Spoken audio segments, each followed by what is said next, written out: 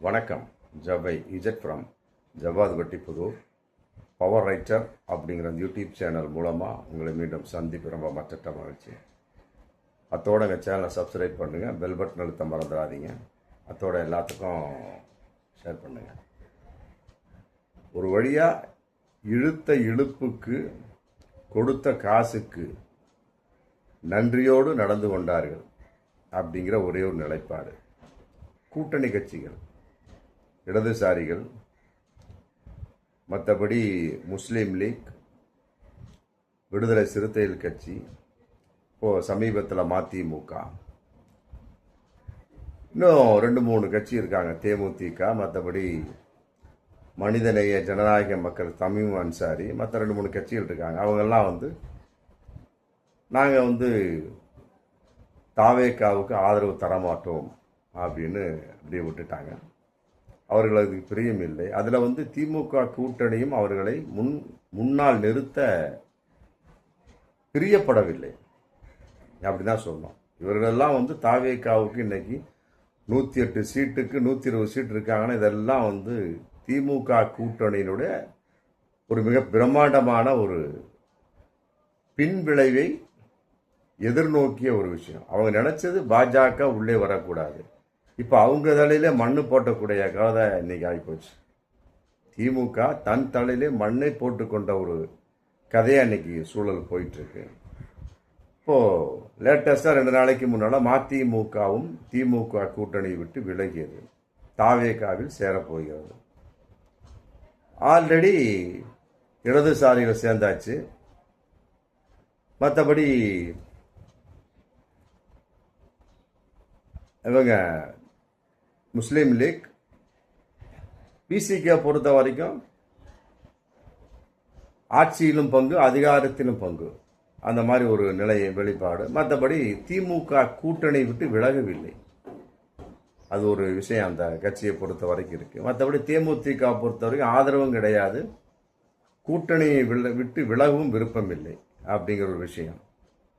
ஆக இவைகளெல்லாம் ஒன்று திரட்டி கூட்டணியை கட்டமைக்க வேண்டும் அப்படின்னு ஒரு நிலைப்பாடு இன்னைக்கு வந்தாச்சு. ஏன்னு கேட்டால் வரக்கூடிய இடைத்தேர்தல், ஒரு 7 தொகுதிக்கு இடைத்தேர்தல்,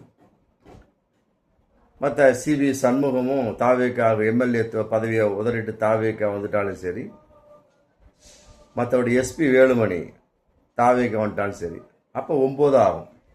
9 இடைத்தேர்தல். இப்போதைக்கு 7 இடைத்தேர்தல், 7 இடைத்தேர்தல் இருக்கு. மற்றபடி அடுத்து உள்ளாட்சி தேர்தல் இருக்கு. அவர் அந்த நிலைப்பாடுகள்லாம் சரியான ஒரு கூட்டணியை எவ்வாறு உருவாக்குவது, ஏற்படுத்துவது தன் தலைமையின் கீழ் அப்படிங்கிற ஆலோசனைக்காக நாளைக்கு கோவளத்தில் தாவேக்க ஆலோசனை கூட்டம் நடக்குது. கூட்டணி கட்சிகளோடு கூட்டணி ஆலோசனை. நமக்கு ஆதரவு கொடுத்துட்டாங்க, இனி அவர்களை எந்த வகையிலும் விலக்கி விடக்கூடாது, அவர்கள் நம்மை விட்டு பிரிந்து விடக்கூடாது, அது ரொம்ப தெளிவாக இருக்கும். அப்படிங்கிறப்ப இன்னும் என்னென்ன கட்சி இருக்கு, அவைகளெல்லாம் தாவேக்காவை நோக்கி வரக்கூடிய ஒரு சூழல் இல்லாவிட்டாலுமே கூட தேமுதிக அதன் அடிப்படையில் எந்த ஒரு வார்த்தை ஜாலமும் இன்னைக்கு வரைக்கும் வரல. தேமுதிக பிரேமலதா அம்மையார் இன்னைக்கு வரைக்கும் எந்த ஒரு வார்த்தையும் சொல்லல. மற்றபடி திமுகவை பொறுத்த வரைக்கும் இதில் ஒவ்வொன்றா கூட்டணி கட்சிகள்லாம் விலகி கொண்டே வருகிறார்கள். அதிமுகவை பொறுத்த வரைக்கும் நிர்வாகிகளாக விலகி கொண்டு தாவேக்காவை நோக்கி சென்று கொண்டிருக்கிறார்கள். எல்லாமே தாவேக்காவை நோக்கி தான். கடல் நதிகள் எல்லாம் கடலை நோக்கி அப்படிங்கிறப்ப மாதிரி இது தேர்தலுக்கு முன்னால் எல்லாருமே திமுக நோக்கி போனாங்க. இன்னைக்கு தாவேக்கா நோக்கி போயிட்டு இருக்கிறாங்க. அதன் அடிப்படையில் தாவேக்கா கூட்டணியை எந்த அளவுக்கு பலம் கொண்டதாக ஆக்கப் போகிறது அப்படிங்கிறது ஒரு 2-3 நாளில் தெரிய வாய்ப்பு இருக்குது. நாளைக்கு கோவளத்தில் ஆலோசனை கூட்டம்.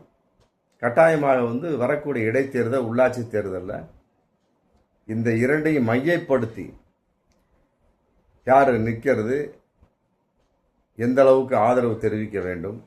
ஏன்னா இதுவரைக்கும் ஆதரவு தெரிவித்தது என்பது வேறு. இதுவரைக்கும் ஆதரவு தெரிவித்தது குதிரை வீரம், பெரிய அமௌண்ட்டு.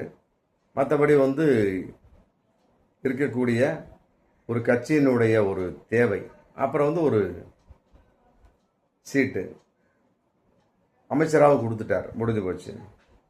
அப்படி இருக்கக்கூடிய சமயத்தில் அவர்களை எவ்வாறு மீண்டும் கட்டமைத்து தன் வட்டத்துக்குள் நிலைநிறுத்திக் கொள்வது அல்லது தன்னை விட்டு பிரியாமல் என்ன செய்வது அப்படிங்கிற மிக முக்கியமான ஆலோசனை கூட்டம். இதில் விசிக இன்னும் திமுக கூட்டணி விட்டு விலகவில்லை. மற்ற கட்சிகள் திமுக கூட்டணி இருக்கிற மற்ற கட்சி, இந்த கொங்கு மக்கள் கழகம், மற்ற சோன்ஸ் எல்லாமே திமுக கூட்டம் இன்னைக்கு இருந்துட்டு இருக்கிறாங்க.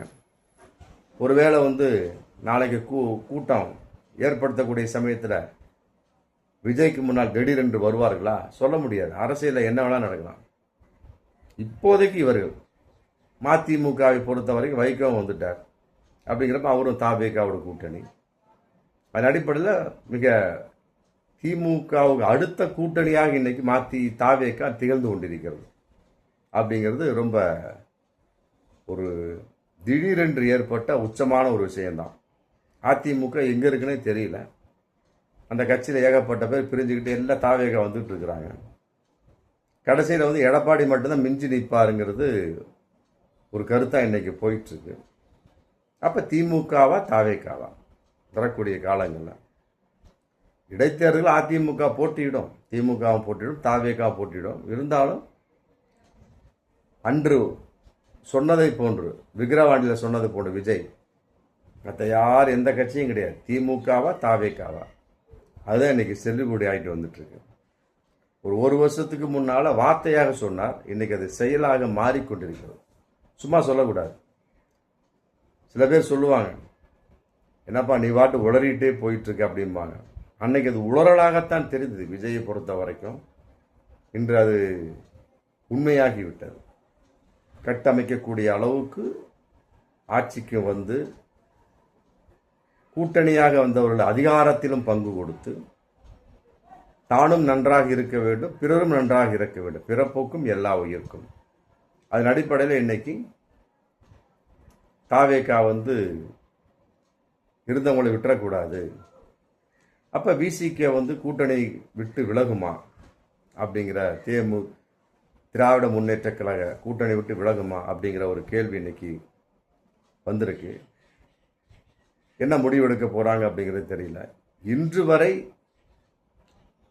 திமுக அவருடைய கூட்டணியை விட்டு விசிக வெளியே வரவில்லை. வந்திருந்தா அன்னைக்கே வந்திருக்கும். ராஜா திமுக ராசா சொன்னார் இல்லையா, ஆமா நீங்க பொண்டாட்டியும் கட்டிக்கிட்டு அடுத்தவளையும் வச்சுக்கிட்டா எப்படி அப்படிங்கிற மாதிரி. அப்புறம் அதை பதிவை தூக்கி வேற மாதிரி போட்டாரு பாருங்க. ஆமா, உங்க வீட்டில் இருக்கக்கூடிய இளநீர் அடுத்த வீட்டுக்கு நேராக வளர்ந்து போய் தேங்காய் அங்கே போடுது, நியாயமானு கேட்குற மாதிரி. அதன் அடிப்படையில் எந்த அளவுக்கு ஒரு முடிவு செய்யப்படும் விசிகாவை பொறுத்த வரைக்கும் அப்படிங்கிறது தெரியல. பட் இருந்தாலுமே கூட இந்நேரம் வாய் வச்சிருக்கணும். என் அருமை தலைவன் திருமாவளவன் வாய் வைக்கிற இன்னைக்கு வரைக்கும். ஆக திமுகவுடன் கூட்டணி அப்படிங்கிற ஒரு நிலைப்பாடு துண்டா விசிகாவை பொறுத்த வரைக்கும் தெரியுது. மற்ற கட்சியெல்லாம் திமுக கூட்டணி விட்டு விலகின்றோம், காங்கிரஸ் உட்பட சொல்லிட்டாங்க. அப்படிங்கிறப்ப அவர்களை வைத்து என்ன செய்ய போகிறார்கள்? அப்ப கூட்டணியில் ஒரு காலு, மந்திரி சபையில் ஒரு காலா அப்படிங்கிற கேள்வி வரும். வரும்போது விசிக என்ன ஒரு தனிப்பட்ட முடிவு எடுக்கும் அப்படிங்கிறது இந்த கூட்டம் முடிவில் தெரியும். இல்லாவிட்டால் அதுக்கு தகுந்த மாதிரி பிறகு அறிவிக்கிறோம் அப்படிங்கிற கான்செப்டில் வேறு விதமாக போக போகிறார்களா அப்படிங்கிறது தெரியும். ஆனால் ஒன்று, விசிகாவை பொறுத்த வரைக்கும் கட்டாயமாக திமுக கூட்டணி விட்டு விலகாது. அப்படியே விலகினாலும் மற்றபடி இந்த அமைச்சரவை முழுவதும் 5 வருடம் நிறைவு செய்துவிட்டு பிறகு அதனுடைய அடிப்படையில் வேறு முடிவை எடுக்கலாம். அப்போ இடையில் வரக்கூடிய இடைத்தேர்தல் என்ன பண்ண முடியும்?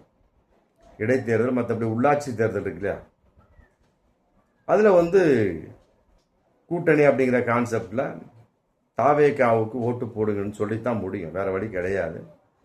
ஒருவேளை திருச்சி கிழக்கு தொகுதியில் திருமாவளவனை நிற்க வைக்க போகிறார்களா?